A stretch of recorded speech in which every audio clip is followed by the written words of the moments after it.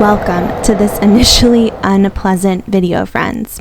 I'm going to review a short clip of Jim Bob talking to Josh about his wedding night. It will go by quickly, I promise you. And then there will be a lot more commentary and talk about my research on the book Jim Bob gives to Josh in this scene. It's very uncomfortable, but it's also an important part of the Duggar and IBLP story. So here we go, friends. The scene we're about to watch is doubly interesting to me because it's not the original scene. It's actually a clip from several years later when TLC has Jim Bob watch a video of himself talking to Josh about sex the day of his wedding, but they're looking backwards so that they can get a reaction clip from Jim Bob on tape. It's so over the top and even weirder than the initial video. Let's check it out.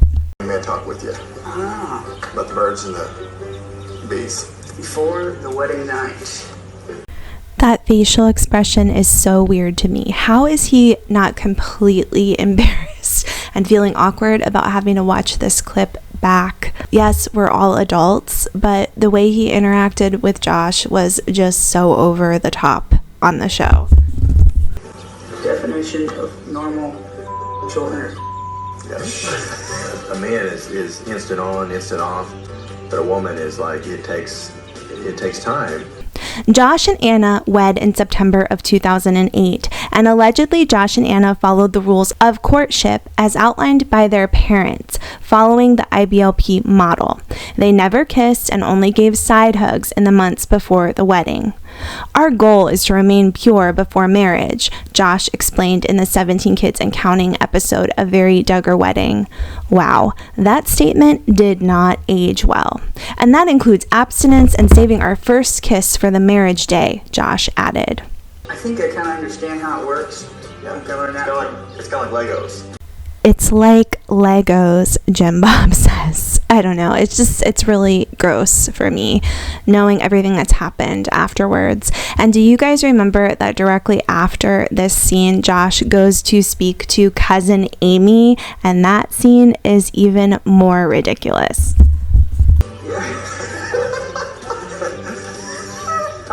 It was a very special moment that we got to share with the world. That part is really sad for me. It's like Jim Bob still has never confronted the fact that what he put on TV was completely misleading. It's not an accurate representation of his family, and he was the exact opposite of what the IBLP really wanted to present to the rest of the world.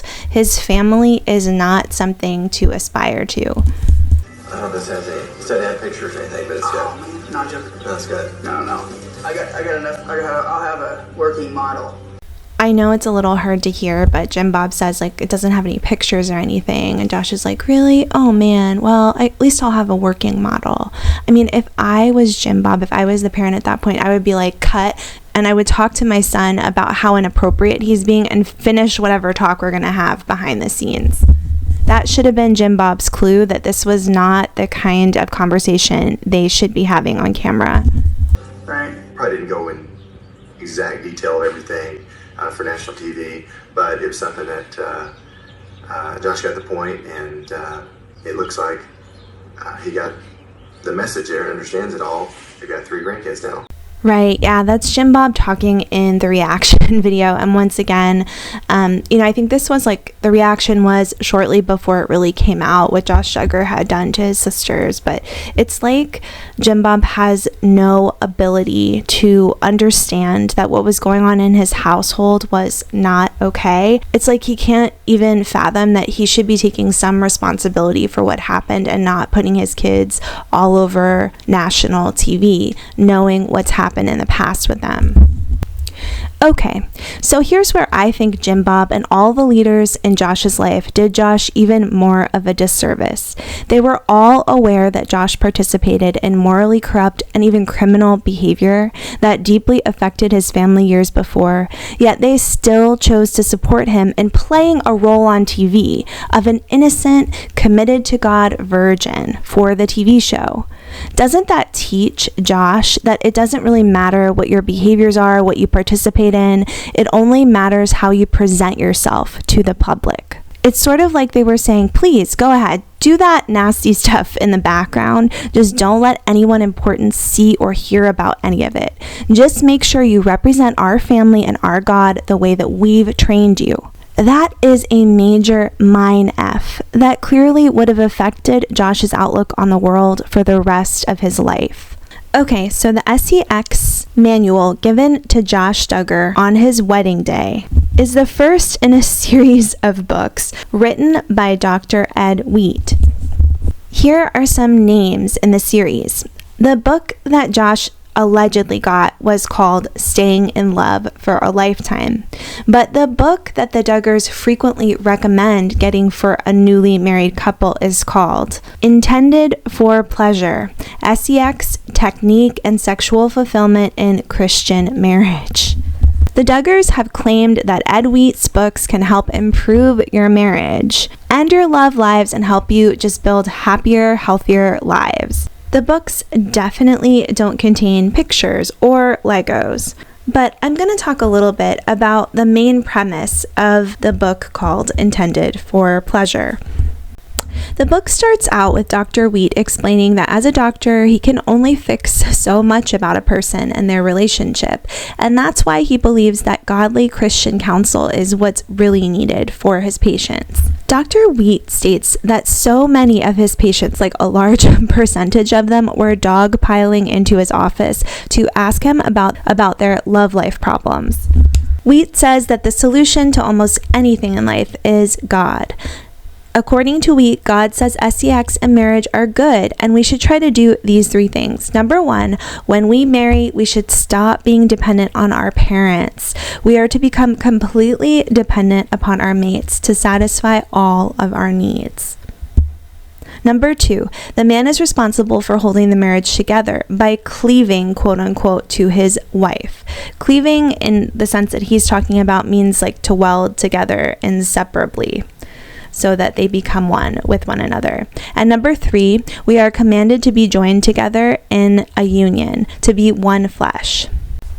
Okay, so interestingly, the next part of the book is devoted to Wheat telling whoever's reading it that they need to make a bunch of appointments and buy a bunch of materials related to his books.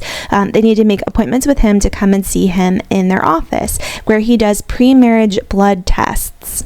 They need to read the books before they come in for their first appointment, and also listen to some audio CDs, because part of their first appointment will be a quiz by Dr. Wheat, which he considers a form of premarital counseling. Then additional premarital counseling sessions will take place. It doesn't say how many, I guess however many you need, but during the counseling, Wheat will bring up 11 biblical principles to ensure that this couple has a happy marriage, and it works on anyone, believer or not. But one of the biggest principles that Dr. Wheat encourages is that he teaches the couple to save up reserve funds to allow for a few weeks of uninterrupted time for a honeymoon. Because Dr. Wheat acknowledges that it's really important that they get to spend plenty of time alone together directly after the wedding ceremony. Wheat goes on to explain the quote-unquote basics that every man should know when meeting his wife at the marital bed.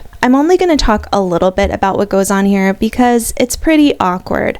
But for example, Wheat refers to the female reproductive system as, quote unquote, the female birth-giving organs, instead of ever calling them by name.